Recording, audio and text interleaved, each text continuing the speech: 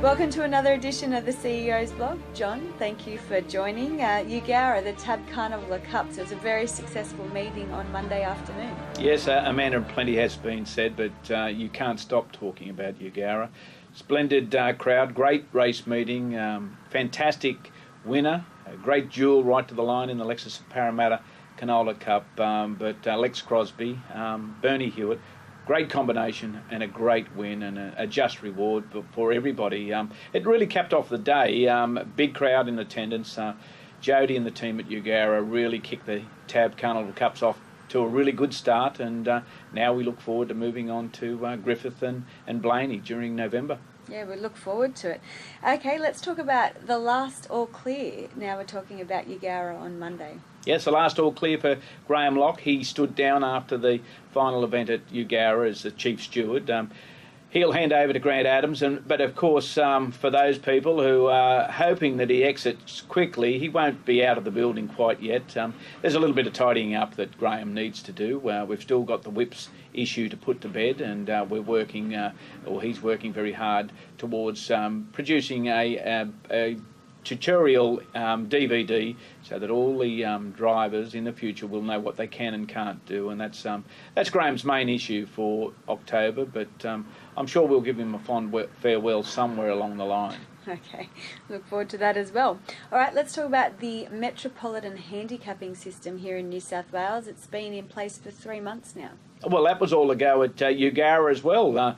Kevin Pizzuto was out there with a petition asking drivers out in the country to actually sign it. I'm not quite sure what the method to that madness was, but still, 3 months it has run for. It concluded as far as the trial period was at the end of September, and we'll analyse the statistics through all that, but the system will continue on until we finish that analytical look at the what we got out of that handicapping system. And I must say, for all those people out there that were concerned, as we were, about wagering turnover, there seems to be no effect at all at wagering turnover. Stakeholder participation, satisfaction, that seems to be okay, but when Kevin comes up with a petition and has all these drivers who he mentioned to me, and he's quite welcome to mention it to me too, because we need to consult and we need input from people. But once we analyse that, we'll call a meeting, hopefully in early to mid-November, and we'll talk to everybody that's been engaged in the system, and we'll see whether we need to abandon it, as Kevin, I believe, is saying, right, or whether we need to modify it. But that's been the game plan from day one, so we'll continue that game plan. Okay, well, it certainly produced some interesting results with the tab, with the prices of the winners. Like, not many favourites seem to be winning, so it seems to be quite even. Well, only yesterday somebody said that the system doesn't work because there was a horse that was engaged totally out of class in a race at Menangle last Saturday, but it won. Yeah, okay. So it was totally out of class, yeah, but it won. And this same person, and this comment is very valid, thought that horse should have been 40 or 50 to 1. Well, it started $8 or $9 it paid, rather. So the punters must have thought it had a chance. So I wouldn't say the system hasn't worked. I certainly have been made aware of some anomalies. So we'll address those things if we need to, yeah, but it will be the consensus of all, not the thoughts of one or two that take us forward with the metropolitan handicapping system. Okay, well, on the subject of trying new things, let's talk about the Bathurst shootout, which takes place tonight. Well, that's tonight, and it'll be exciting. Of course, this shootout, it's over 1,200 metres. Some people think that that's just a gimmick, a novelty, and that may be correct, but it's to tie in with the Bathurst 1000, which is on at Mount Panorama this weekend. So go along to Bathurst tonight and watch the time trials, if that's what we want to call them, over 1,200 metres, and then, of course, we'll have a very quick and fast finishing final on Friday evening at Bathurst. So it's something we have to try. We can't be stuck in the same place all the time. We see the 2020 cricket, the 50 over game, the 2020 cricket, now the Big Bash, and that's how cricket's evolved, and we see it in all sports, and harness racing has to adapt like others have already. There's quite a few strong noms. Good nominations for the shootout. When people understood it, that maybe there wasn't complete clarity on the conditions, but the nominations came in rather rapidly once it was explained. So we have 10 trials tonight, so 10 or 12 trials tonight, so that'll be good. Yeah, and most importantly, trainers get to pick their barrier draw for the final. Well, that will be important. I know which one I'd be drawing, over 1,200 metres. Which one at Bathurst? What one would you... Oh, barrier 1. Barrier 1? Jump to the front and keep going. But Well, then there's again... a sprint lane as well. Sprint lane as well, but not many winners win out of that sprint lane at Bathurst. There are some, of course, but we won't get into a debate as to whether we need sprint lanes on tracks just at this time, Amanda. Okay, no problem.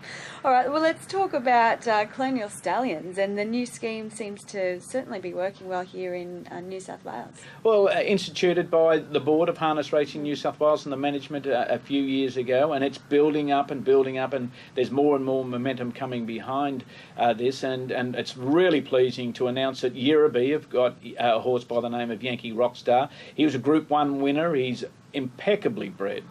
He's a horse that people should consider for their broodmares. And with what we've got with Colonial Stallions, and we've got the Blue Series, and the Blue Series can and will grow as the years move on. But yeah, Colonial Stallions, we've got a good array of lovely horses that should be considered, because there are other incentives that go with those horses. So Yankee Rockstar, he gets all the ticks for joining that very good rank of horses, stallions, that are here in New South Wales.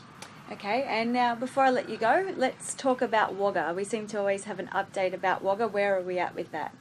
Well, Amanda, tomorrow we will have a really big update about Wagga, and it will be in Wagga. So if anyone's interested, out at Hampton Lane about midday tomorrow, they're quite invited to attend. I'm sure the board members are going to be there. I know I'm going to be there.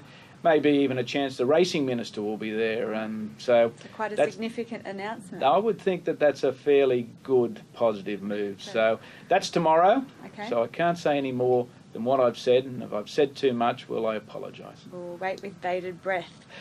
Absolutely. All right, thanks for your time, John. Thank you, Amanda. But on one more thing, this past week or so, we had the sad passing of Kerry Evans. Our good friend Michael Court, he's a friend to everybody. He's the editor of National Trot Guide, so our heart does go out to Michael, to the family.